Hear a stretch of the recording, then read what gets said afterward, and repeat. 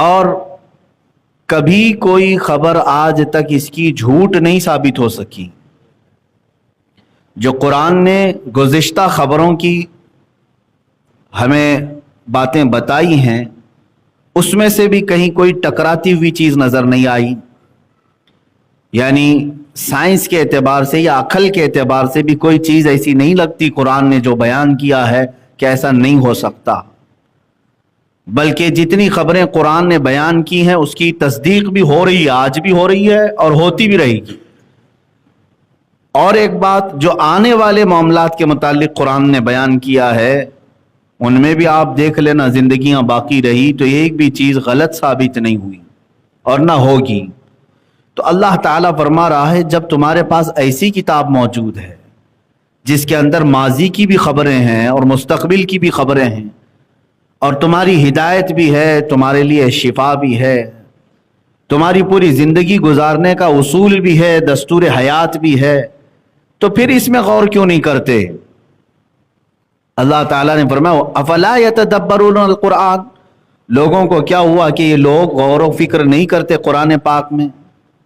اچھا اگر تمہیں شک ہے کہ یہ اللہ کی کتاب ہے یا نہیں، اس کے متعلق اللہ رب العزت نے ایسا چیلنج فرما دیا وَلَوْ كَانَ مِنْ عِنْدِ غَيْرِ اللَّهِ لَوَجَدُوا فِيهِ اخْتِلَافًا كَثِيرًا، اگر یہ اللہ کے علاوہ کسی دوسرے کی کتاب ہوتی تو اس میں تم زبردست اختلاف دیکھتے، یعنی پہلے کچھ اور بیان کیا بعد میں کچھ اور بول دیا۔ 6666 آیتیں اور ایک ہی وقت میں نہیں نازل ہوئی، 23 سال لگ گئے، 23 ایئرس نازل ہونے کے لیے قرآن پاک کو۔ ان 23 سال میں یہ 6000 سے زیادہ جو آیتیں نازل ہوئیں، ایک آیت مجھے نکال کر کے بتا دو کہ قرآن میں شروع میں ایسا کہا گیا آخر میں ایسا کہا گیا، دونوں آیتیں ٹکراتی ہوں۔ اس لیے اللہ تعالیٰ فرما رہا ہے کہ اگر یہ کسی اور کی ہوتی تو ضرور اس میں ٹکراؤ تم کو مل جاتا، یہ اللہ کی کتاب ہے جو بالکل مقدر کے اعتبار سے بنایا ہے۔ یہاں تک کہ اگر اس کو میتھمیٹک کے حساب سے بھی تم پرکھ کر کے دیکھ لو گے تو قرآن کی کوئی آیت حساب کے اعتبار سے بھی ایک حرف بھی ادھر ادھر نہیں نظر آئے گی۔ یہ قرآن میں غور و فکر کرنے والے جو میتھس کے ماہرین ہیں انہوں نے حساب لگا کر کے اس کی آیتوں کو کاؤنٹ کر کے اس کے حروف کو کاؤنٹ کر کے دیکھا کس سورے میں کتنی آیتیں ہونا چاہیے اتنی آیتیں آ گئیں، کس آیت میں کتنے حروف ہونے چاہیے وہ حروف آ گئے۔ حساب کرنے والے کیلکولیشن کر کے تھک گئے، ایک حرف بھی ادھر سے ادھر نہیں نظر آیا۔ اسی لیے تو میرے عزیزو ایک چھوٹی سی سورہ انا اعطیناک الکوثر فصلی لربک وانحر ان شانئک ھو الابتر، قرآن کی سب سے چھوٹی سورہ ہے اور ہیں بھی 3 آیتیں، اس میں صرف 3 آیتیں۔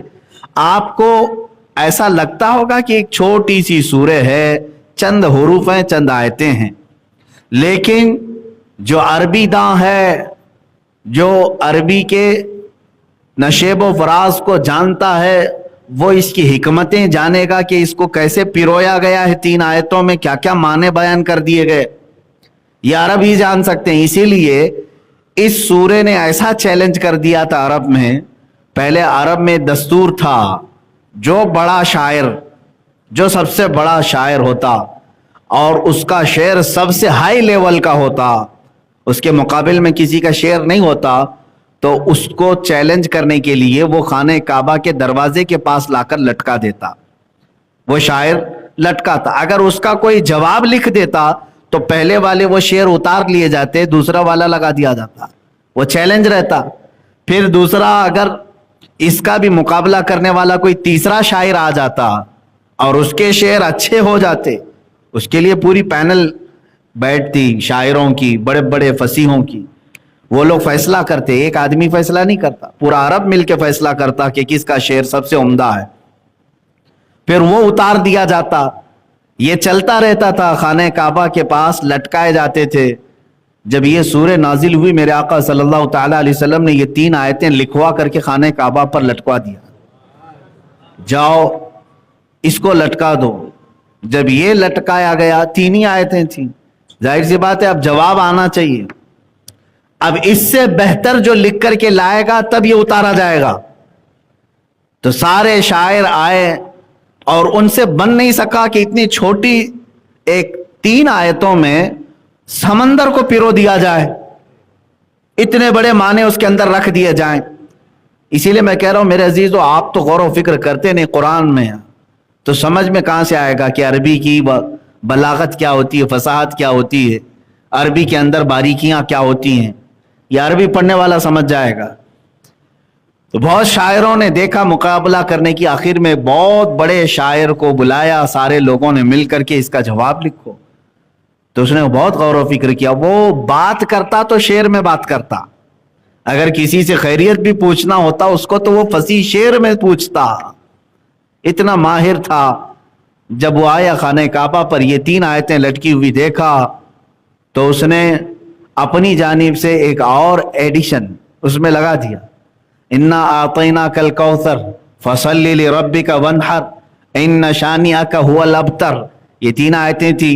اس عرب کے بڑے شاعر نے جس کو مقابلے کے لیے بلایا تھا، اس نے نیچے لکھ کر کے اس پہ لٹکوا دیا، ما ھذا کلام البشر، کہا کہ یہ بشر کا کلام ہو ہی نہیں سکتا، بشر انسان، یہ انسان کا کلام ہو ہی نہیں سکتا، اس کا جواب ممکن نہیں ہے۔ وہ دن آخری تھا جو خانہ کعبہ کے دروازے پر لٹکایا گیا، اس کے بعد پھر کبھی نہیں لٹکایا گیا، لٹکنے والا معاملہ ختم ہی ہو گیا، اس لیے کہ قرآن چیلنج بن کر کے آیا اور عربوں کو چیلنج دیا قرآن نے۔ آج سننے میں یہ آتا ہے کہ امریکہ پوری لابی کو لے کر کے قرآن کا مقابلہ کرنے بیٹھا ہوا ہے۔ الفرقان نام سے انہوں نے کتاب لکھی، الفرقان نام سے، اور اس کو مشہور کرنے کی کوشش بھی کیا۔ چائنا میں بھی ہم نے سنا، کیونکہ چائنا کی عادت ہے ہر چیز کا ڈپلیکیٹ بنانے کی، سوچا ہوگا کہ قرآن کا بھی ڈپلیکیٹ بنا دیں، اور امریکہ نے اپنی پوری لابی کو لے کر کے الفرقان، آپ کو پتا ہے فرقان اتنے سارے مسلمان ہیں کہاں بات، وہ پتہ نہیں کہاں لکھا اور کہاں چھپا اور کہاں چھپا، لیکن قرآن کا مقابلہ نہیں کر سکا۔ میرے عزیز، یہ وہ امریکہ جہاں تمہاری صبح اور شام انگلش میں ہوتی ہے، جہاں تمہاری زبان اور تمہاری بول چال عربی سے ذرا برابر بھی واقفیت نہیں رکھتی، تم ساری جمعیت کو لے کر کے قرآن کا مقابلہ کرنے کی کوشش کر رہے ہو۔ خدائے عزیز و جبار نے اس زمانے میں جب اسی زبان کے ماہرین تھے تب چیلنج کیا تھا کہ لکھ کر کے لاؤ، وہ بڑے بڑے جو عربی داں تھے وہ نہیں لا سکے، تو پھر انگلش دان جو ہے وہ عربی کا مقابلہ کرنے کی کیسے سکت رکھ سکتے ہیں؟ بناؤ گے تم، ہو سکتا ہے اس طرح کی بہت ساری کتابیں بنا لو گے، لیکن ان کتابوں کا حال وہی ہوگا جو اور دوسرے ناول اور دیگر کہانی کی کتابیں ہیں، بہت ساری آتی ہیں، شیکسپیئر کی کتابیں بھی آئی اور چلی گئی، بہت سارے ناول بھی آتے ہیں، کہانیاں لکھی جاتی ہیں اور چلی جاتی ہیں۔ تم کتاب لکھ تو دو گے، لیکن اس کا حفظ کرنے والے کروڑوں حافظوں کو کہاں سے پیدا کرو گے، اور اس کی تلاوت میں مزے لینے والے کہاں سے پیدا کرو گے؟ عزیزان گرامی، قرآن صرف یہ دکھنے والے ورق کا ایک گتھا نہیں ہے، اس کے اندر کشش ہے، اس کے اندر کھچاؤ ہے۔ برسوں سے تم قرآن سنتے آ رہے ہو، کبھی آج تک آ کر کے امام صاحب سے نہیں کہا کچھ دوسرا بھی پڑھو، نماز میں وہی پڑھتے ہو، کبھی نہیں کہا ہر نماز میں سورہ فاتحہ ہی پڑھتے ہو، آپ سنتے بھی ہیں اور مزہ بھی لیتے ہیں، اس لیے کہ قرآن 14 صدیاں کیا 14,000 سال بھی ہو جائیں پرانا نہیں ہوگا۔ اس کی جو کشش ہے وہ تم کہاں سے لا سکو گے؟ اس کا جو کھچاؤ ہے وہ کہاں سے لا سکو گے؟ نہیں لا سکو گے۔ یہ قرآن اللہ کا کلام ہے، اسی لیے اللہ نے فرمایا اگر یہ دوسرے کی طرف سے ہوتا تو تم پھر اس میں بہت زیادہ ٹکراؤ بھی دیکھتے، یہاں کچھ اور بول رہا ہے وہاں کچھ اور بول رہا ہے، اس لیے کہ میرے پاس سٹڈی کیا ہوا تھوڑا بہت ہی میرا مطالعہ ہوگا، جو ہندوؤں کی کتابیں بھی ہیں، رگ وید ہے، مہابھارت وغیرہ کے سلسلے میں جو چیزیں کتابیں ملتی ہیں، رامائن ہے، گیتا ہے اور بہت ساری کتابیں، ان کتابوں میں خود کئی جگہوں پر اختلاف پایا جاتا ہے۔ یہ میں نہیں کہہ رہا، अगर मैं कहूं तो जाहिर सी बात है उनको तकलीफ होगी, बल्कि इन किताबों को पढ़ने वाले, इनकी गाइड लिखने वाले जो बड़े बड़े पंडित हैं, उनमें से ही बाज पंडितों ने यह दावा किया है कि ये किताबों का लिखने वाला कौन है हमको मालूम ही नहीं है, पता ही नहीं। बाज ने बाज की तरफ निस्बत की, बाज ने बाज की तरफ निस्बत की, उन्हें खुद इख्तिलाफ है। और इख्तिलाफ कैसे नहीं होगा, जाहिर सी बात है उसकी हिफाजत नहीं हो सकी, अलग अलग जगहों पर अलग अलग बयानात आ गए। इसी तरह बाइबल की बात आप ले लें, इंजील जो थी वो अल्लाह की किताब है, लेकिन बाद में ईसाइयों ने उसमें जो खुरद बुरद किया है वो आज साफ नजर आता है। कुछ पुरानी इंजील को उठाएं तो कुछ और दिखता है, नई इंजील को उठाएं तो कुछ और दिखता है। उसी सफ़े पर उसी लाइन में पहले कुछ और ऑर्डर दिख रहा है, आज कुछ और ऑर्डर है। तो इससे पता चलता है कि एक का लिखा हुआ नहीं है, इसमें खुरद बुरद हुआ है। मैं चैलेंज करता हूं पूरी दुनिया से, 14 सदियों पहले वाला कुरान जो सैयदना उस्मान इब्न अफ़्फ़ान रज़ियल्लाहु ताला अन्हु के हाथों से लिखा हुआ था, सहाबी रसूल हैं, दामाद रसूल हैं, कुरान खुद अपने कानों से सुना है रसूल की जुबान से, उनके हाथों से उनके जमाने में लिखा हुआ कुरान आज भी मौजूद है, आज भी मौजूद है। तुर्की के म्यूजियम में मौजूद है कुरान। आज का छपा हुआ कुरान और 14 सदियों पहले वाला कुरान जाओ मिला करके देख लो, एक आयत का भी फर्क आ जाए, आयत तो दूर की बात मेरे अजीज, एक हर्फ का भी फर्क आ जाए तो मैं तुम्हारा चैलेंज एक्सेप्ट करने को तैयार हूं। तुम मिलाओगे आज भी उस 14वीं सदी वाले पुराने कुरान को, तुम्हें समझ में आएगा हर्फ ब हर्फ वही है। इसलिए कि कुरान अल्लाह ने मौलवियों के हाथ में नहीं दे दिया कि तुम हिफाजत करो, अल्लाह ने कुरान में फरमाया हमने इसको उतारा, हम ही इसकी हिफाजत करें। हाँ, ये सिर्फ जो है हम लोगों के हाथ की बात हो नहीं है कि कुरान जो है मुसलमानों को दे दिया गया, उलमा को दे दिया गया, हाफिजों को दे दिया गया कि तुम हिफाजत करते रहो। नहीं, अल्लाह फरमाता इन्ना नहनु नज़्ज़लना ज़िक्र व इन्ना लहू लहाफ़िज़ून, हमने कुरान को उतारा और हम ही इसकी हिफाजत करेंगे, कोई कुछ नहीं कर सकेगा। अब कुरान पाक के मुतालिक जो इसकी एजाज है, एजाज कहते हैं आजिज करने वाली चीज। मेरे अजीजों, आपके पास, मैं बारहा इस बात को दोहराता भी रहता हूं, आपके पास आपकी हक्कानियत की सबसे बड़ी दलील क्या है? तुम मुसलमान हो, तुम मुसलमान हो, इस्लाम को आप फॉलो करते हैं। अगर कोई नॉन मुस्लिम आपसे पूछता है जिसका इस्लाम से ताल्लुक नहीं, तुम मुसलमान हो, अपने आप को हक समझते हो, क्या दलील दोगे? जाहिर सी बात है इस तरह के डिबेट बहुत सारे होते हैं और बढ़ते भी चले जाते हैं। अगर तुम रसूल पाक सल्लल्लाहु तआला अलैहि वसल्लम की जिंदगी को पेश करते हो तो कहेगा ये कहानियां हैं तुम्हारी बनाई हुई, हमने तो देखा नहीं और ना तुमने देखा है। मेरे नबी सल्लल्लाहु तआला अलैहि वसल्लम ने अपने हाथ की उंगली के इशारे से चांद को शक कर दिया था, ठीक है, हम मानते हैं। लेकिन वो सामने वाला अगर ये कहे ये तो पुरानी बात है, तेरी किताबों में होगी, तू मानता होगा, मैंने तो देखा नहीं। देखने वाली कोई चीज है तेरे रसूल की? कोई नहीं। उन्होंने सूरज को पलटा दिया था, ये भी पहली की बात है। उन्होंने बहुत सारे मौजिज़े कर दिखाए, ये बहुत पहले की बात है। मेरे अजीजों, तुम क्या चीज पेश करोगे? अपने रसूल की हक्कानियत के लिए अगर कोई चीज पेश कर सकते हो तो ये कुरान पाक है, ये जिंदा मौजिज़ा है, आज तक मौजूद है, ये रसूल का मौजिज़ा है, आज तक तुम पेश कर सकते हो। चांद का शक होना, सूरज का पलटाना, ये सब अल्हम्दुलिल्लाह हम इसको एक्सेप्ट करते हैं। लेकिन अजनबी शख्स अगर कोई तुमसे सवाल करे, उसके पास कुरान पेश करो, ये मेरे नबी का मौजिज़ा है, इसलिए कि उस रसूल ने ये कुरान बयान किया है जो कभी किसी उस्ताद के पास गया ही नहीं, जो किसी स्कूल में नहीं पढ़ा, किसी कॉलेज में नहीं पढ़ा, किसी मदरसे में नहीं पढ़ा, किसी उस्ताद के पास बैठा ही नहीं। मेरे नबी का एक लक़ब है उम्मी, आप दुरूद में भी पढ़ते हैं ना, सल्लल्लाहु अलैहि नबील उम्मी। उम्मी कहते हैं जो किसी से ना पढ़ा हो, जो किसी से ना पढ़ा, उसको क्या कहते हैं? उम्मी। बास जाहिल लोग इसका तर्जुमा गलत कर जाते हैं, जिनके दिलों में खोट हो वो हुजूर को अनपढ़ कहते हैं। अनपढ़ में और किसी से ना पढ़े हुए होने में जमीन आसमान का फर्क है। अनपढ़ तुम जाहिल को कह रहे हो, मैं कह रहा हूं मेरे नबी का ये एजाज है और मेरे नबी का ये एजाज भी है कि किसी भी दुनिया के उस्ताद से ना पढ़ करके भी मेरा रसूल वो बातें बयान कर रहा है जहां तक दुनिया 1800 साल में नहीं पहुंची। रसूल पाक सल्लल्लाहु तआला अलैहि वसल्लम का ये मौजज़ा नहीं। आपको हैरत होगी कुरान की हक़ानियत के मुतालिक 18वीं सदी में जब अटलांटिक ओशियन समंदर है वहां पर एक जगह दरियाफ्त किया एक साइंटिस्ट ने और बताया कि यहां पर एक ऐसी जगह है जहां बहुत अंधेरा है कि हाथ निकालो तो भी हाथ नजर नहीं आएगा, वहां सूरज की एक किरण भी नहीं पड़ती।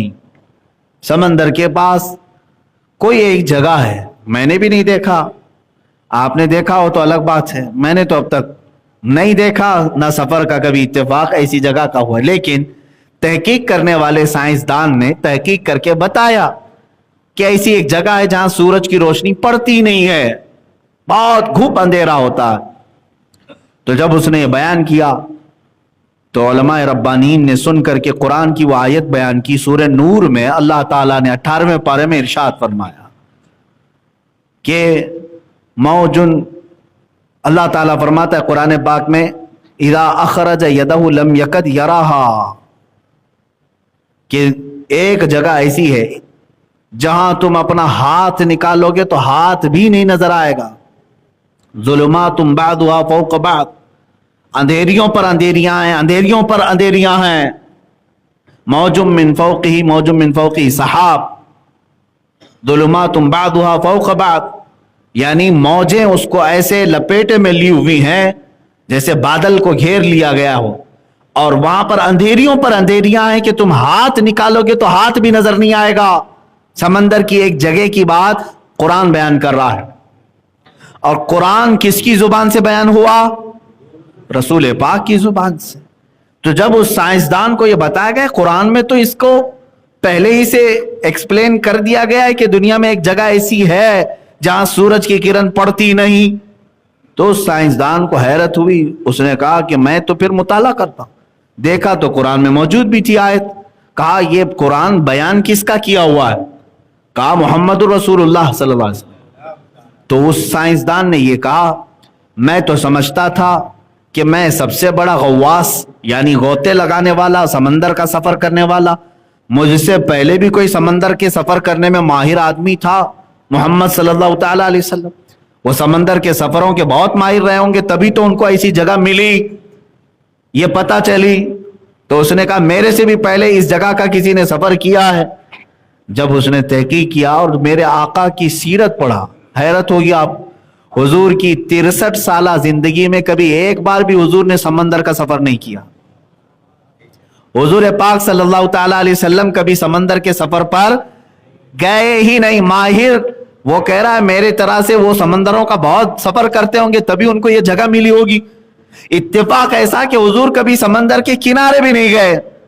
अब उसकी हैरत की इंतहा ना रही, जो शख्स अपनी पूरी जिंदगी में कभी समंदर देखा ही नहीं, जाहिरी तौर पर गया ही नहीं, वो अगर दरमियाने समंदर मौजूद एक अंधेरियों का जिक्र करता है तो इसका मतलब वो आम बशर नहीं, बल्कि उसे ये कायनात का पैदा करने वाला बताया होगा, तभी उसने बताया।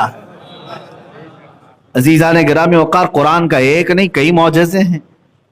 रसूल पाक की जुबान से उन चीजों को अल्लाह ने बयान कर दिया जो एक आम आदमी नहीं बोल सकता।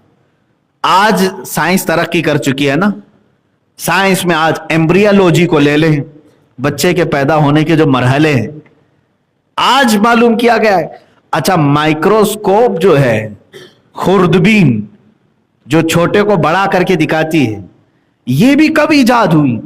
मुश्किल से 200 साल हुए, 200 साल। वो भी जब शुरू की मशीन थी माइक्रोस्कोप, वो इतना छोटा जर्रा नहीं देख सकती थी जो आज देख रही। तरक्की होते आई और सोनोग्राफी, एक्सरे और ये जो सीटी स्कैन के जरिए से अंदर की चीजें मालूम करना, पेट के अंदर की, ये सब की तरक्की 100 साल से ज्यादा की तारीख नहीं है। 100 साल से ज्यादा या 150 200 साल से ज्यादा की तारीख नहीं है। पेट के अंदर की चीजें मालूम करने की तारीख न साइंस के पास थी, ना अमेरिका, यूरोप, किसी के पास नहीं। ये मेरा चैलेंज। और मैं कब की बात कर रहा हूं? 1400 साल पहले की। तुम्हारी तरक्की से भी 1200 साल पहले अरब की उस सरजमीन पर जहां खाना काबा है, मक्का मुकर्रमा है या मदीना तैयबा, अरे मियां वहां पर तो सवारियां घोड़ों की और ऊंटों की करने वाले लोग।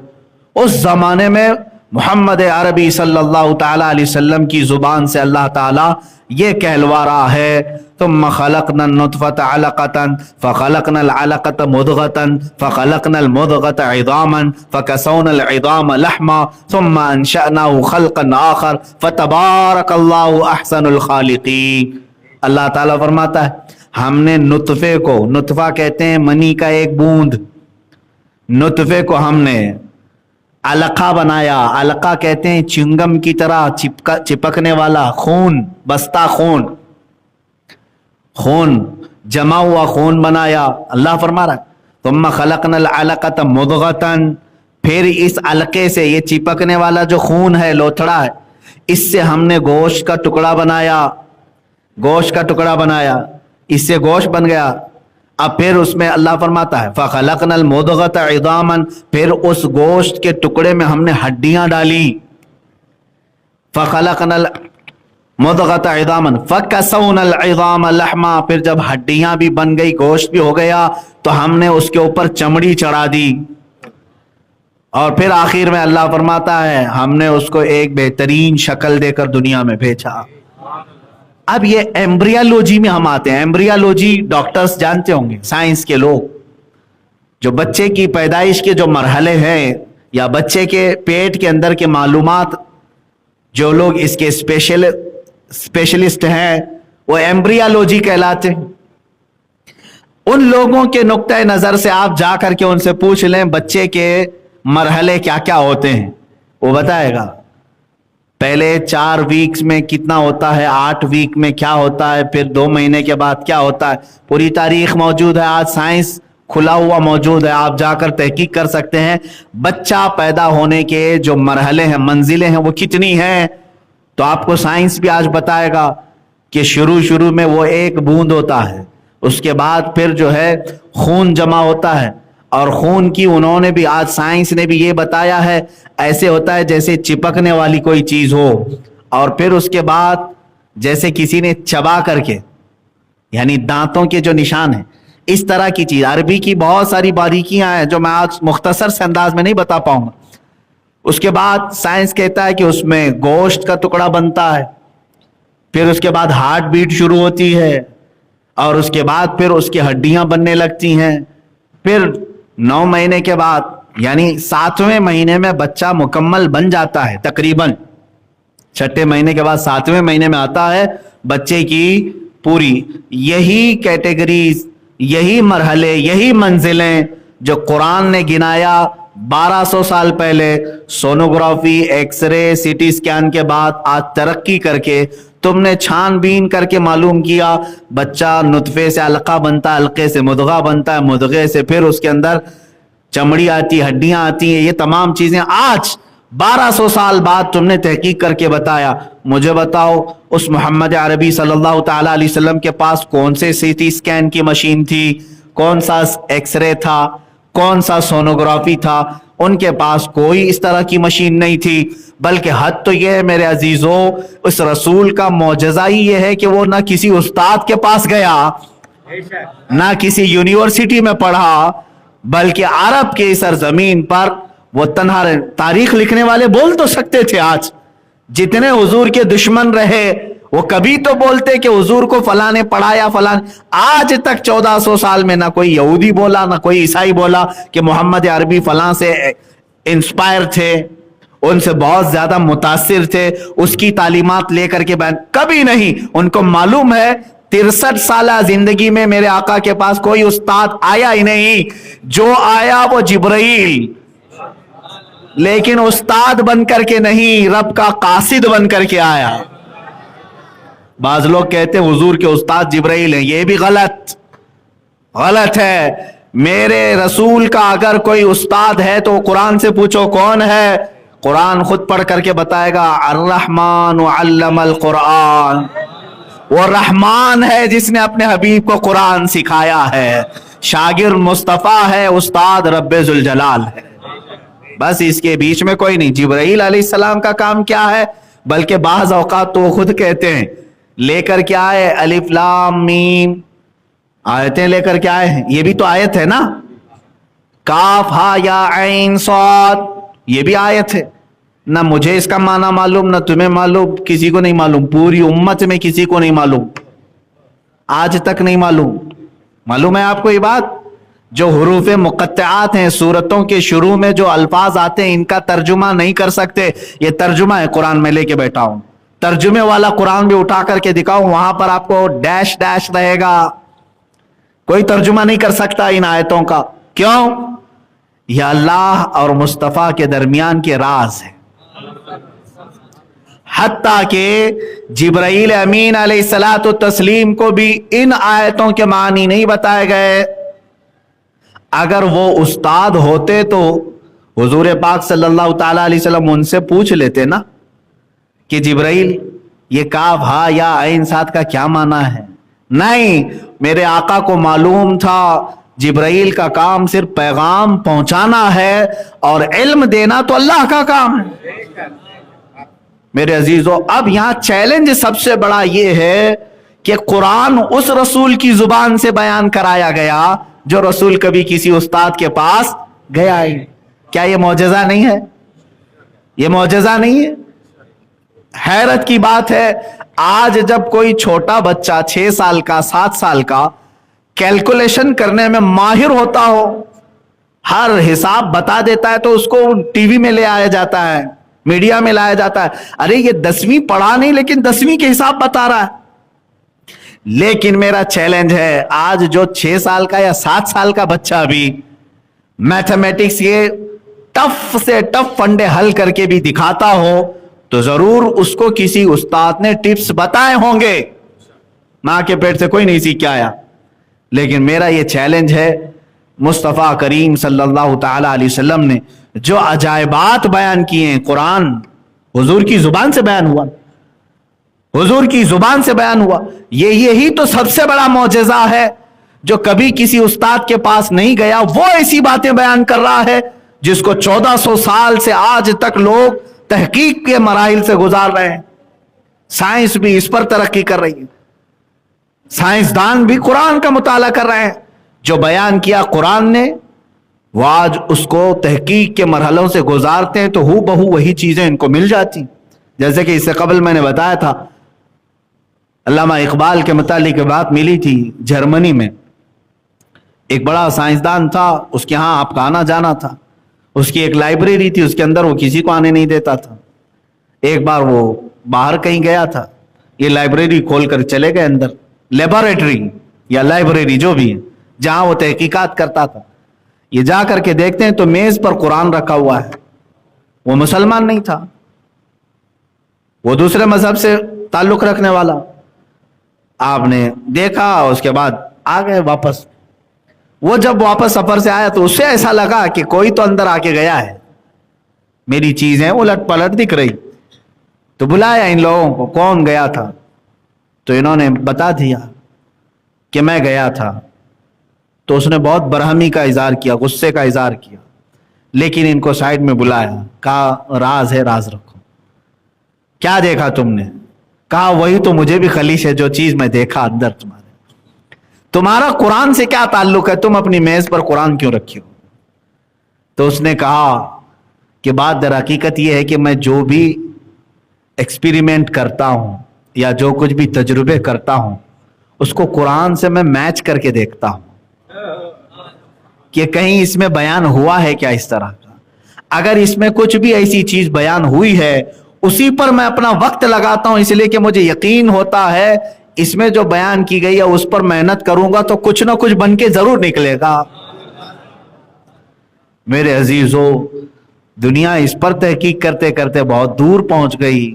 جس کے لیے قرآن آیا وہ قوم اس کو بہت اوپر رکھ کر کے سو گئی۔ इसीलिए अल्लामा इकबाल ने कहा था, वो जमाने में मुअज़्ज़ज़ थे मुसलमान होकर, वो जमाने में मुअज़्ज़ज़ थे मुसलमान होकर, आज हम खार हुए हैं तारीके कुरान होकर। आज हम जो जलील हुए कुरान छोड़कर। कुरान में अल्लाह ताला ने आयत में यूं पूछा है तुमसे, अफला यतदब्बरून अल कुरान, कुरान में गौर व फिक्र क्यों नहीं करते? कुरान में गौर व फिक्र क्यों नहीं करते?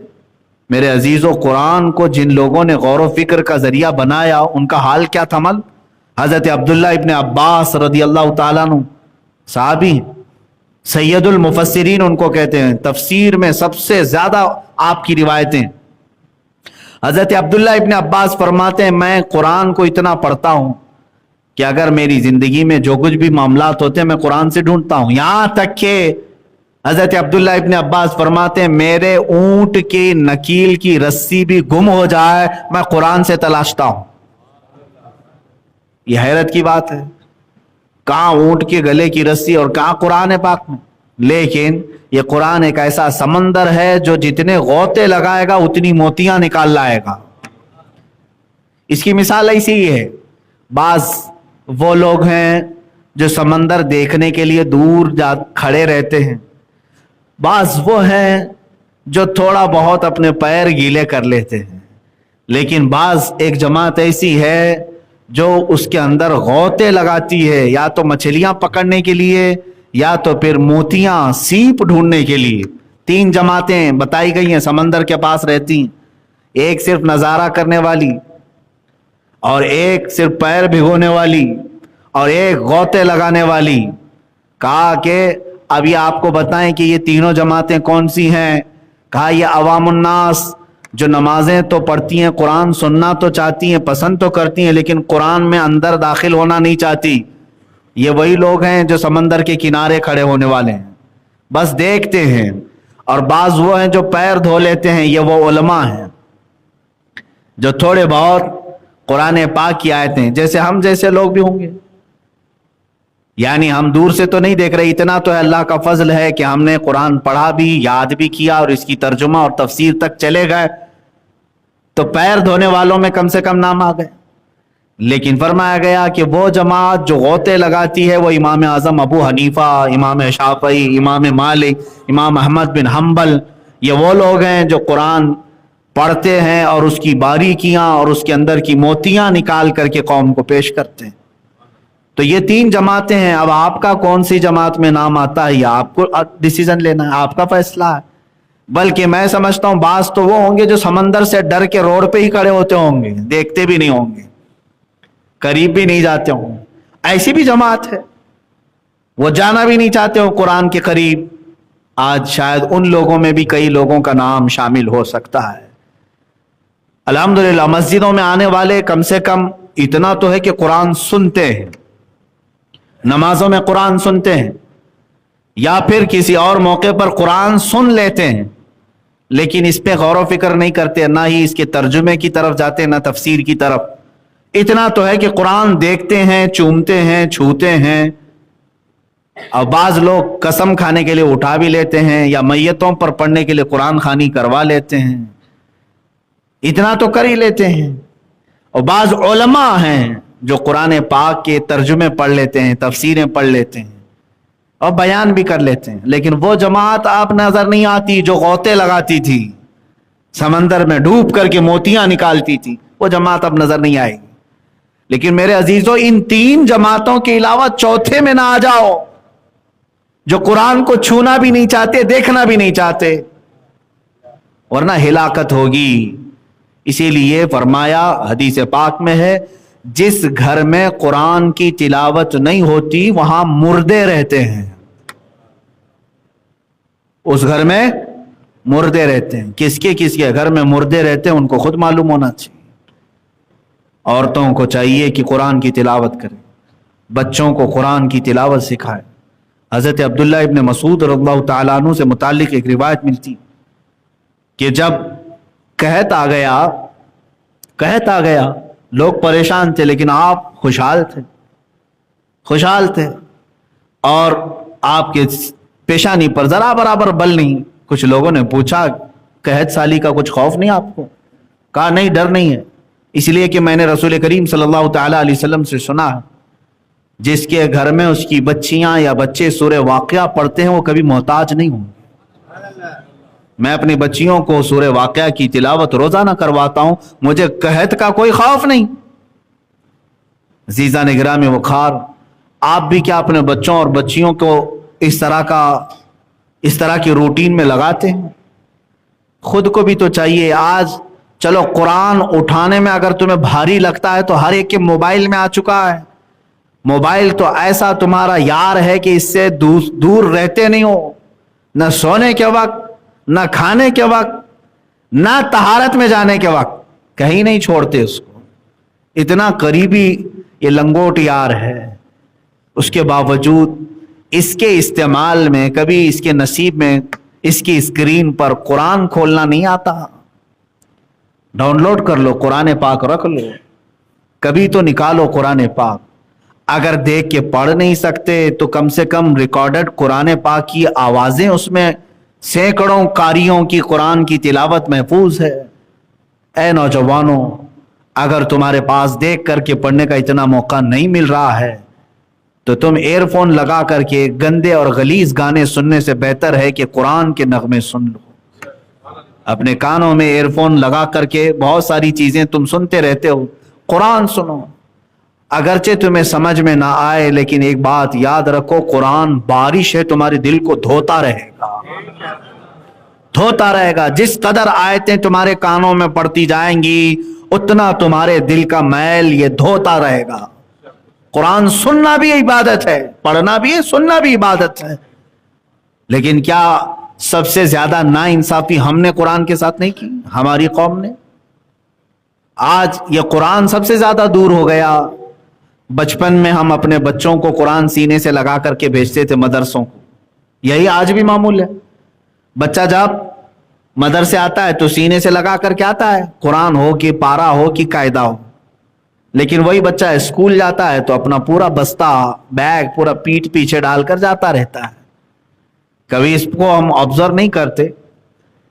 بچپن سے ہمارے بزرگوں نے بتایا تھا کہ قرآن سینے کی طرف پہلے نمبر پر ہو، بعد میں اس کے بعد جو کچھ بھی ہے وہ قرآن کے بعد، لیکن بڑا ہونے کے بعد بچہ اس کو پیچھے ڈال دیتا ہے، اس کو آگے کر لیتا ہے، قرآن پاک کو چھوڑ دیا جاتا ہے۔ اور بہت سارے لوگوں کا تو آج رواج ایسا ہے کہ ایک بار قرآن دیکھ کر کے ناظرہ ختم ہو گیا، ختم قرآن کی محفل ہو گئی، اس کی ہدیہ ہو گیا، اس میں لڈو لایا، گل پوشی کیا، استاد کو نذرانہ دے دیا، اس کے بعد قرآن اٹھا کر کے رکھ دیا۔ اب کسی سے ہم نے کہا بھی تھا بیٹا قرآن پڑھو، کہا نہیں میرا ختم ہو چکا ہے قرآن۔ ارے قرآن ناظرہ ختم ہو گیا تو اس کا مطلب کیا ہے؟ یہ کوئی ڈگری تھی جو تو انجینئرنگ کر رہا تھا، اب دوبارہ نہیں پڑھے گا؟ قرآن تو تجھے استاد نے سلیقہ سکھایا پوری زندگی بھر پڑھنے کے لیے، موت آنے تک قرآن کو اپنے ساتھ رکھو۔ اور یہ تمہارا ایسا رفیق ہے، ایسا دوست ہے جو قبر میں بھی تمہارا ساتھ نہیں چھوڑتا، بلکہ فرمایا گیا قبر میں اگر کوئی تمہارے لیے انسیت کا سبب بن سکتا ہے، کوئی تمہارے دل کو ہلکا کرے گا گھبراہٹ سے، ڈر سے، تو قرآن ہے۔ قرآن تمہارے لیے قبر میں بھی آئے گا۔ اور میرے آقا صلی اللہ تعالی علیہ وسلم تو یہاں تک ارشاد فرماتے ہیں قیامت کے دن قرآن جس کی سفارش کر جائے پھر اس پر جنت میں جانا واجب ہوگا، اور جس کے خلاف کھڑا ہو گیا قرآن اسے پھر دوزخ میں جانا واجب ہو جائے گا، وہ ضرور دوزخ میں چلا جائے گا۔ آپ اس قرآن کو دیکھ کر کے کبھی یہ دیکھو دل پر ہاتھ رکھ کر کے کہ کہیں ایسا تو نہیں کہ یہ قرآن قیامت میں میرے خلاف نہ کھڑا ہو جائے، میں نے اس کا حق ہی نہیں ادا کیا۔ برسوں ہو جاتے ہیں چھوا نہیں، مہینوں ہو جاتے اٹھایا نہیں، ہفتے ہو جاتے ہیں۔ میرے عزیزوں قرآن کو اٹھاؤ۔ اسی لیے میں بارہا کہتا ہوں بڑھاپا بھی آ گیا تو کیا فرق پڑتا ہے؟ اگر تم نے اپنی جوانی میں یا بچپن میں نہیں سیکھا تھا تو قرآن سیکھنے میں کوئی شرم اور عیب کی بات نہیں، کوئی شرم اور عیب کی بات نہیں۔ میرے استاد گرامی، میرے مرشد گرامی حضور تاج الشریعہ رحمت اللہ تعالی علیہ کو میں نے خود دیکھا، 70 سال کی عمر میں وہ قرآن حفظ کر رہے تھے، جبکہ ان کی آنکھیں بھی جا چکی تھی، گلے کی آواز میں تکلیف تھی، کان میں سننے میں تکلیف تھی، اس کے باوجود 70 साल की उम्र के बाद वो कुरान हिफ्ज कर रहे थे। कुरान तो बचपन में देख करके पढ़ना सीख गया और सब मानी तफासिर सब आ गए, लेकिन उनका एक शौक था कि मैं हाफिज कुरान भी बनूं। कब शुरू किया? 70 साल के बाद। और किसे सुनाते थे? 15 साल के एक बच्चे को सुनाते थे, जबकि उनके मुरीदीन में ही बड़े बड़े उलमा और फुक़हा हैं, उनके मुरीदीन में ही मुहद्दिसीन भी हैं, लेकिन एक 15 साल के 16 साल के बच्चे को आप जितना याद किए वो सुना रहे हैं। मैंने सिर्फ उससे ये अखज़ किया कि कुरान सीखने में और सिखाने में, पढ़ने में और पढ़ाने में कभी किसी को शर्म नहीं महसूस करनी चाहिए, ना झिझक ना ऐब। बड़े बड़े उलमा ने जब उस उम्र में कुरान हिफ्ज करना शुरू किया है, तो आज अगर किसी की उम्रें ज्यादा हो गई और वो कुरान देख करके भी पढ़ना नहीं सीखा था, तो मेरे अजीज अब भी तुम्हारे पास वक्त है। जब तक तुम्हारी आंखें सलामत है, जुबान सलामत है, पढ़ लो इसको, वरना कयामत के दिन इतनी सख्त पकड़ होगी, कुरान खड़ा हो गया अगर तुम्हारे खिलाफ, तो फिर जन्नत में जाना मुश्किल हो जाएगा। अब रसूल पाक सल्लल्लाहु तआला अलैहि वसल्लम जिन पर खुद कुरान उतरा है, हुजूर साहिब कुरान है, कुरान उन पर उतरा है, वो दुआ करते हैं अल्लाह की बारगाह में, अल्लाहुम्मा जअलिल कुरान हुज्जतन लना ला हुज्जतन अलैना। ऐ अल्लाह कुरान को हमारा सिफारिशी बना, हमारे खिलाफ खड़े होने वाला ना बना। हुजूर दुआ करते थे, अल्लाह के नबी दुआ करते थे, तो बाकी लोगों को खौफ नहीं होता, डर नहीं होता कि मैंने कुरान छुआ ही नहीं, पकड़ा ही नहीं, क्या होगा मेरे साथ। ऐ अजीजों, मर जाने के बाद दूसरे लोगों से कुरान खानी करवा लेना, यह कुरान का हक नहीं है। कुरान तुम्हारे जिंदों के लिए उतरा है। अजीब बात नहीं कि कुरान एक जिंदा मौजज़ा है और जिंदों की हिदायत के लिए आया है, लेकिन उम्मत का अलमिया तो देखो मुर्दों पर पढ़ने के लिए रख दिया है। इसको सिर्फ मुर्दों पर पढ़ने के लिए कुरान रखा गया है। कुरान जिंदों को जगाने के लिए आया है। हाँ, मुर्दों पर ईसाले सवाब तो हम जरूर करेंगे, लेकिन कुल कुरान का मकसद यही नहीं है कि कुरान खानी करके उनको सवाब पहुंचाएं। कुरान का जो असल मकसद है वो तुम्हें जिंदगी के उसूल सिखाने आया है, तुम्हें दस्तूर हयात देने आया है। जिनके दिल सख्त हो चुके हैं उनके दिलों को नरम करने आया है, जो रब ताला से बरगश्ता हो चुके उन्हें अल्लाह की बारगाह में लाने आया है। तो इसका मकसद ही नहीं समझे। और कैसे नहीं समझेंगे? कैसे समझेंगे? जब छुएंगे नहीं इसको, पकड़ेंगे नहीं इसको। जा करके अपने घरों में देख लें। औरतों से भी मैं गुजारिश करूंगा, इल्ला माशाअल्लाह सब घरों की बात नहीं करता, अक्सर घर ऐसे भी हैं जहां रोजाना तुम टीवी तो पोंछते होंगे, फ्रिज को रोजाना पोंछ करके रखते हैं, गैस के चूल्हे को हर दिन साफ करके रखते हैं।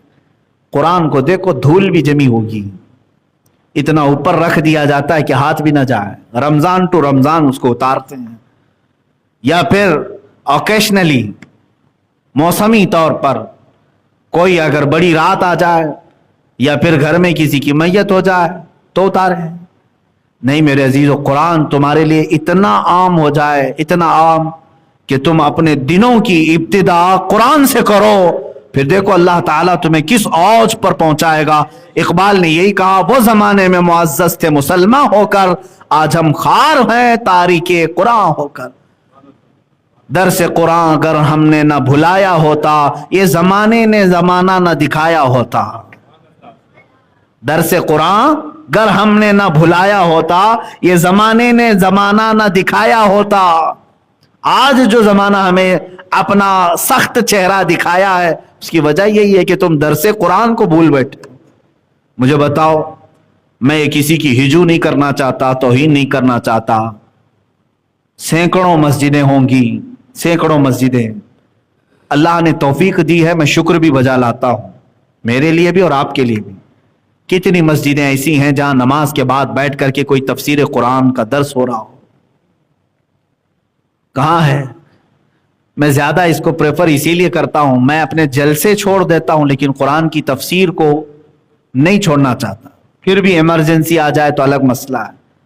मैंने ये महसूस किया मेरी अपनी जिंदगी में, आज तकरीबन 10 साल हो गए कुरान की तफसीर अर्ज करते हुए।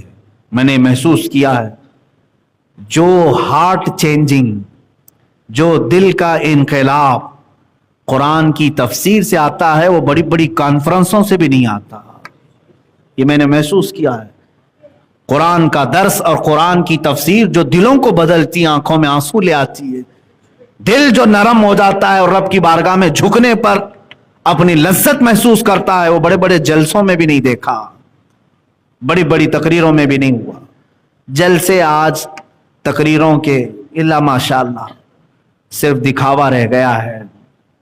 अल्लाह हम सबको हिदायत अता फरमाए। मैं अगर इन बातों को सख्ती के साथ अर्ज कर रहा हूं तो बाज लोग मुझे भी ब्लेम करेंगे कि आप भी जलसे बहुत सारी चीजें करते हैं। मेरे अजीजों में उसका मुखालिफ हूं। जलसे जरूर होनी चाहिए, लेकिन जलसों के अंदर जो रूहानियत होनी चाहिए वो गायब है। पान खाते लोग, गुटखा थूकते हुए लोग जलसों में खड़े हैं नापाकी की हालत में।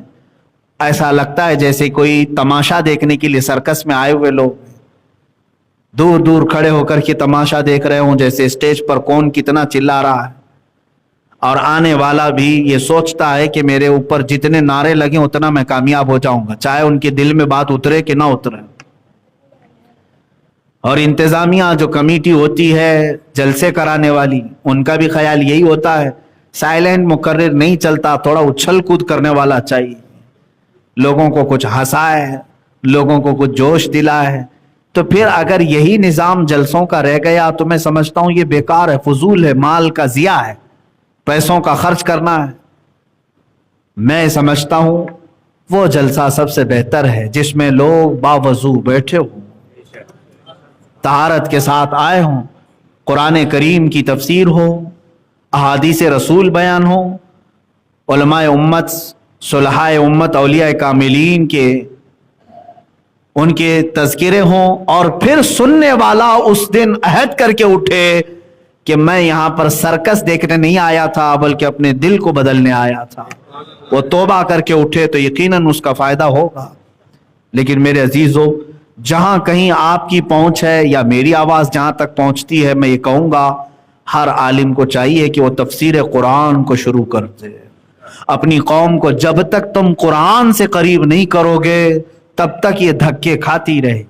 कुरान इनके लिए आया है, हमारे लिए आया है। दरसे कुरान अगर हमने ना भुलाया होता, ये जमाने ने जमाना ना दिखाया होता। फिर से वापस आ जाओ, तुम्हारे पास पूरा निजाम हयात है। कुरान पाक से दूर होने की वजह से कहां कहां हम धक्के खा रहे हैं जानते हैं? लोग हमें बेवकूफ बना रहे हैं हर फील्ड में, हर मैदान में। तिजारत के उसूल तुम्हें मालूम नहीं, धोखे में आ जाते। कुरान पाक ने वो भी सिखाया हमें। बीमार हो गए तो सबसे पहले बाबाओं के चक्कर काटे और ज्योतिषियों के पास जाके हाथ दिखाए, हमारी भविष्यवाणी करो, क्या होगा क्या नहीं होगा, फाल खोल करके देखो। बहुत सारे लोग यही, अच्छा ये बाज लोग, मैं उनको गलत नहीं कहता, हमारे पास भी आकर सीधे यही कहते हैं फाल खोल के देखना है। मेरे भाई, मैं फाल खोलने वाला नहीं हूं, तोता लेके नहीं बैठा हूं। वो तोते वाले लोग होते हैं। लेकिन हो ये रहा है कि कसरत से सारे लोग इस काम में मुब्तला हो गए, इसलिए वो आज आकर के, उनका वो भोलापन है, उन्हें मालूम नहीं। हाँ, इस्तिखारा इसको कहते हैं। इस्तिखारा करके बता दें कि क्या है। इस्तिखारा सुन्नत है। अब तुमने कुरान पाक को जब छोड़ा तो इसी तरह के धक्के खाने होंगे।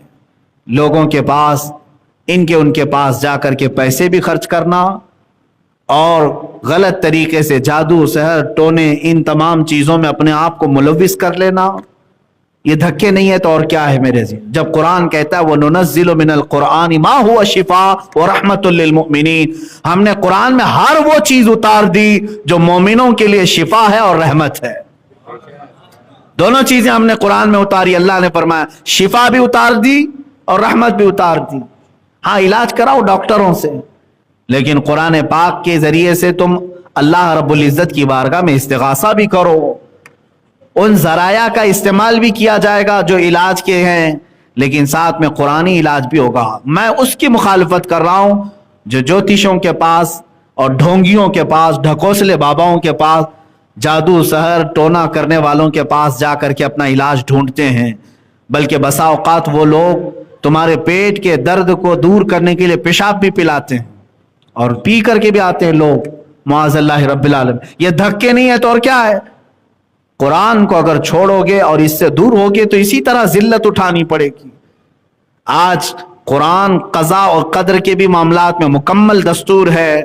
तुम्हारे घरेलू मामलात कैसे हल होंगे ये भी कुरान में मौजूद है कि नहीं है?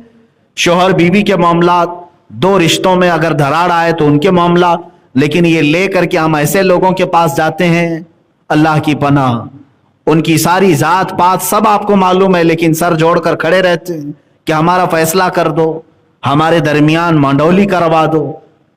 ये वजह क्यों बनी? कुरान को छोड़ा। कुरान पाक को जिन्होंने अपना हकम बनाना छोड़ा वो फिर जल्लत खाएंगे, ठोकरें खाएंगे।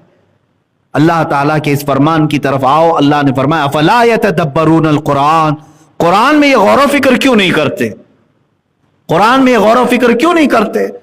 आपको पता है निज़ाम मुस्तफ़ा सल्लल्लाहु तआला अलैहि वसल्लम जो मदीने में कायम हुआ, खुलफाए राशिदीन ने 30 साल तक उसको चलाया। मेरे अजीज, हुकूमत चलाना मामूली बात नहीं, उसमें कितने शोबे होते हैं, कितने डिपार्टमेंट होते हैं, क्या क्या नहीं होता। आज देखें आप मिनिस्ट्रियां कितनी होती हैं। एक हुकूमत चलाने वाला सिर्फ प्राइम मिनिस्टर नहीं होता, कितने मिनिस्टर होते हैं उसके साथ। वजीर दाखिला अलग है, वजीर खारजा अलग है, ज़राअत खेती बाड़ी के लिए अलग है, पेट्रोलियम के लिए अलग है, रोड के लिए अलग है, हवाई अलग है, खेलों का अलग है, अनाज के लिए अलग है। ये सब मिनिस्ट्री होती है कि नहीं? तालीम का, हेल्थ की मिनिस्ट्री है, सब ये सारे शोबे हैं। और 30 साल तक खुलफाए राशिदीन ने इन तमाम शोबों को चलाया। और कहां से उन्होंने लॉ बनाया? संविधान कहां था? 30 साल तक जो खुलफाए राशिदीन ने संविधान चलाया कानून बनाकर, और एक मुल्क में नहीं 6 मुल्कों में एक ही कानून नाफिज किया। वो सारे कानून सिर्फ कुरान से बने हुए थे, पूरे कुरान से बने हुए। यह हमारा दस्तूर हयात भी है, पूरा निजाम इसके अंदर मौजूद है, लेकिन पढ़ा होता तो मिलता। मेरे अजीजों, एक आखिरी मेरी गुजारिश यही है कि हम फिर से वही इज्जत व वक़ार पा सकते हैं, क्योंकि मेरे आका सल्लल्लाहु तआला अलैहि वसल्लम की एक हदीस मैंने अभी जुमा में आपको सुनाई भी थी। अल्लाह के नबी सल्लल्लाहु तआला अलैहि वसल्लम की उस हदीस का आखिरी टुकड़ा मैं बता दूं। अल्लाह के रसूल ने फरमाया कि तुम्हारे ऊपर जिल्लत मुकर्रर कर दी जाएगी जो नहीं हटाई जाएगी। सल्लल्लाहु अलैकुम ज़ुल्लन ला यंज़िउहु, अल्लाह ऐसी जिल्लत डाल देगा तुम्हारे ऊपर कि वो नहीं हटेगी, नहीं हटेगी।